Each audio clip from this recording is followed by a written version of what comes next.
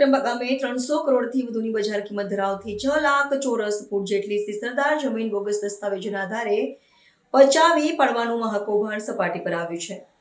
વિરોધ પક્ષના વરિષ્ઠ નેતા અમિત ચાવડાએ સરકારી તંત્ર અને ભૂમાફિયાઓની મિલીભગતથી આચરવામાં આવેલા આ જમીન કૌભાંડ અંગે ગંભીર આરોપો મૂક્યા છે. ભાજપ એમની ડબલ એન્જિન સરકારમાં દિવસે દિવસે ભ્રષ્ટાચાર ખુલ્લા પડી રહ્યા છે.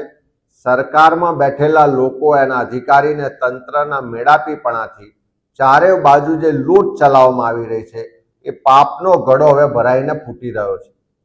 એવી જે કૌભાંડ આજે વડોદરા જિલ્લાના વડોદરા તાલુકાના ખટંબા ગામ છે, ત્યાં લગભગ 6 લાખ સ્ક્વેર ફૂટ જેટલી જગ્યા, જેની આજે માર્કેટ વેલ્યુ ગણવા જઈએ તો 300 કરોડ રૂપિયા કરતાં વધારે થાય, આવી કિંમતી મોકાની જમીન સરકારી અધિકારીઓના મેળાપીપણાથી અને કેટલાક જે દલાલો છે, જે બિલ્ડરો છે, જે ભૂમાફિયાઓ છે, એ એમના મેળાપીપણાથી આખી જમીનનો વેપાર થયો, કૌભાંડ થયું છે.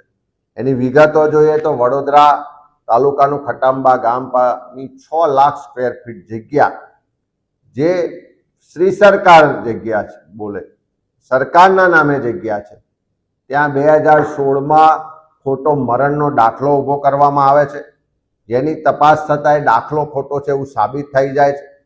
ત્યાર પછી જ્યારે કૃષિ પંચ ને મહેસૂલ વિભાગના અધિકારીઓ દ્વારા આખું એક ગોઠવણ થાય છે કે પેઢીનામું બનાવીને લાવો, પેઢીનામું બનાવવા માટે જન્મનો દાખલો જોઈએ, ત્યારે ડભોઈ નગરપાલિકાના ચીફ ઓફિસરના મેળાપીપણાથી ડભોઈ નગરપાલિકામાં રાતોરાત કોઈ પણ જાતના આધાર પુરાવા વગર એક જન્મનો દાખલો જનરેટ કરવામાં આવે છે.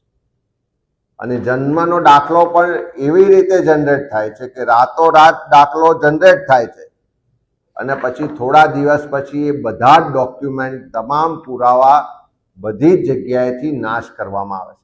પણ એ દાખલાના આધારે પેઢીનામું થાય છે, એ દાખલાના આધારે રેવન્યુ ડિપાર્ટમેન્ટમાં જમીનમાં એ નામ દાખલ થાય છે અને જે વ્યક્તિ ભારત દેશમાં નથી રહેતા, માલ્ટામાં રહે છે, એના પાસપોર્ટની વિગતો છે, એ વ્યક્તિના નામે જમીન થઈ જાય છે.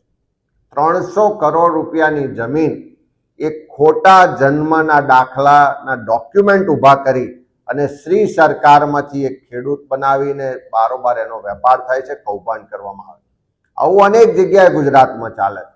પણ આ ડભોઈ નગરપાલિકાના ચીફ ઓફિસર, ત્યાંના કૃષિ પંચ ને મામલતદાર ને અધિકારીઓના મેળાપીપણાથી કેવી રીતે સરકારી જમીન હડપવામાં આવે છે એનું આ ઉદાહરણ જોઈએ તો સરકાર આખી આમાં સામેલ હોય, સરકારી તંત્ર ફેલ હોય, એના પ્રત્યક્ષ પુરાવા આપણે જોઈ શકીએ છીએ.